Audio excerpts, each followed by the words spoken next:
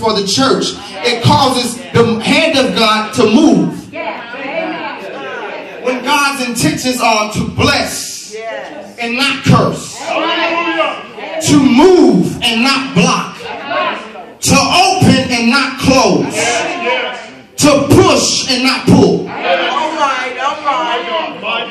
But we have found ourselves doing the same thing over and over again. The minute somebody make you mad, you begin to gossip. Let me tell you, there has to be a connection.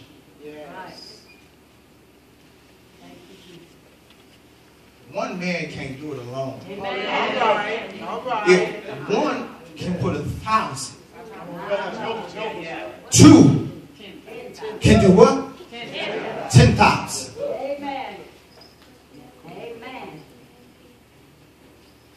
We have learned to do everything by ourselves.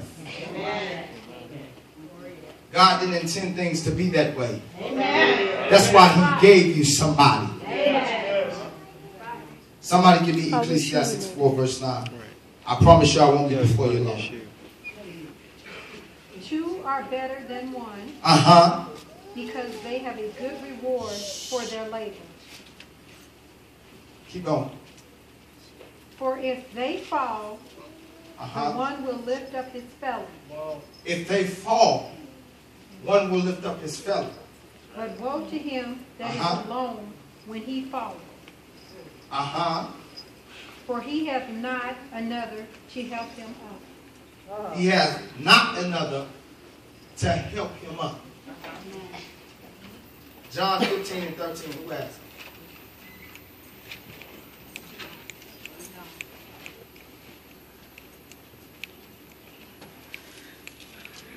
Greater love hath no man than this. Then what? Keep going. That a man lay down his life for his friends. Lay down his life for his friends. We have gotten to the point where we have trusted every avenue in society. We listen to the radio. We listen to the news. We hear the newspaper. We read the paper and we see the news. And we on these social medias, Facebook, Twitter. And half of that stuff on there is so negative. And it runs people away. Not only from God, but from somebody that was close to reaching them. And as he just read, you hear people saying this. We got pastors that are good preachers. They can tear a house down. They can tear a house down.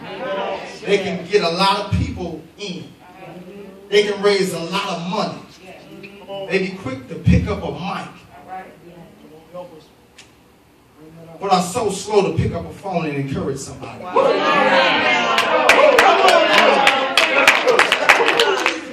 Because they feel that their time is valuable. Wow. And it's so sad that we go through the year feeling alone. You never know what the person that's next to you is going through. You never know what the person next to you is thinking in their mind, contemplating on. You don't know what they're going through. And the first thing we do is we judge. I told you last week when I preached that the Bible says that the wheat and the tare are going to go together. That's right. That's the word. But what the man and the woman of God is supposed to do is let God be God. As well as the church. We try to do the separating. That's not our job. Our job is to let it grow together and let God do the separating.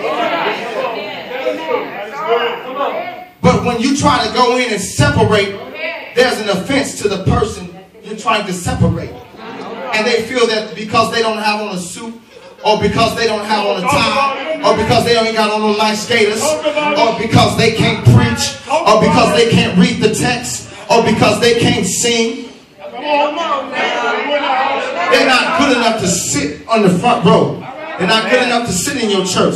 So what they do is they go leave and they find somewhere where they feel they can fit in.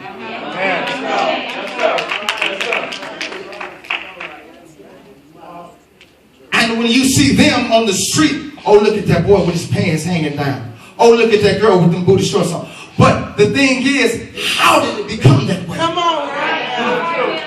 How did it become that way? We always judge, but we don't know the extent of the history behind it.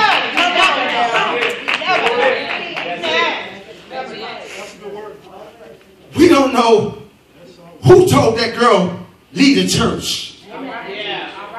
Your mama ain't nothing, your father ain't nothing. We don't know who told that boy he'll never be nothing. Come on.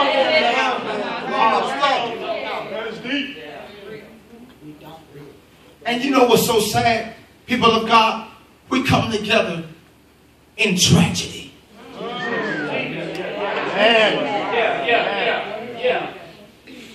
We come together in tragedy. I promise you, you want to see a church packed out? Go to a funeral. Come on. See folks you ain't seen in umpteen years. Hugging and crying. After the funeral, you will never see them again. Until the next one. But this is the time to come together. Yes, it is. When things are bad and when they are good too. Yeah. When things are up and when they're down too. The enemy is on course. Come on. The Bible says that Satan is the accuser of the brother. Yes, he is. Yes, He come to point the finger. yes, he is. And his objective is, when he points the finger, to have everybody looking at who he's pointing the finger at.